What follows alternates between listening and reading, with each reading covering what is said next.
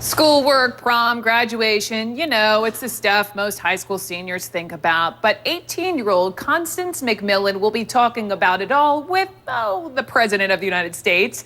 Why? Well, she sparked that national firestorm when she tried to take her girlfriend to prom, prompting her school to cancel the dance. She is joining us live this morning from Washington. And Constance, good morning to you. Listen, I appreciate you taking a little time and talking to me before your big night with the President. Good morning.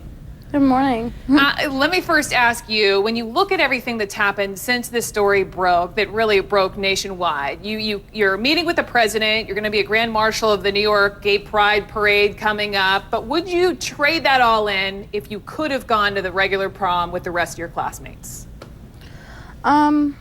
No, because if I'd gone to the regular prom with the rest of my classmates, then I would not have been able to bring my girlfriend, and I wouldn't have been able to be myself. So, and that was the whole point. Like, I wasn't going to be able to go if I wasn't going to be able to be myself. Now, we know that the court eventually ruled, they said absolutely that the school violated your constitutional rights. And I want you to explain, though, what happened, because you transferred schools, right, late in your senior year. Why did you do that?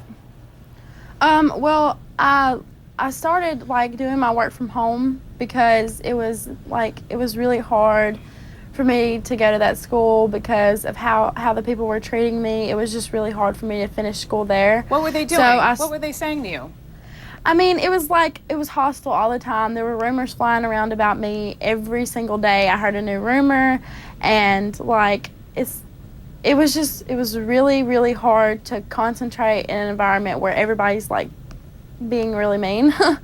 So I decided to do my work from home, but it got really hard because some of the work that I had to do, I couldn't do if I wasn't in the class. Right. So that's why I transferred schools. So you transferred schools, and I can only imagine it's the end of your senior year where you can't walk with the rest of your classmates, right? Maybe you wouldn't have wanted to, but I understand that graduation day, normally a happy day for a lot of us, it was pretty tearful for you. Why was that?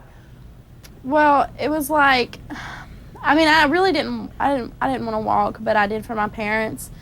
But it was really hard because after everything I've been through, it was just reminding me really that a lot of the people that I used to have that were good friends, I don't have those friends anymore. And I mean, I didn't know the classmates, the school was wonderful, but I didn't know a lot of the people there, and so I was just kind of standing there, and it was really hard because it wasn't. Go ahead, finish your thought. It wasn't how I pictured graduation, so it was just a little hard.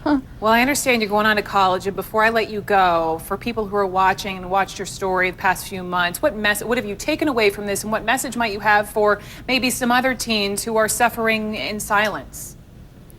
I've learned through all this how important it is to be an activist and how important it is to stand up for yourself, because that was never my intention to start with, but now that I've been around and met all these people, I've learned how important it is. I've heard so many horror stories, so many people that go through just terrible things just because they're gay, and you know, if you're going through something like that, I think you should stand up for yourself, because it was hard for me. I'm not going to say it wasn't hard, because it was, but I went through it so that nobody else would have to go through it. And I think that if you can do something like that and change it for a lot of other people, even though it's hard on you, I think that you should do that. Constance McMillan, thank you, ma'am, for sharing your story with us this morning. Hey, good luck with the president tonight. It's a pretty nice house he's got.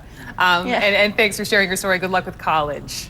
Oh, thanks. The concept of family can mean one thing to you and quite another to someone else. Soledad O'Brien follows a same-sex couple in their struggle against their legal and personal obstacles to become parents. Can these men achieve a life as mainstream as their parents? Watch our special. It's called Gary and Tony Have a Baby. It's Thursday, 8 p.m. Eastern. And on that note, we'll be right back.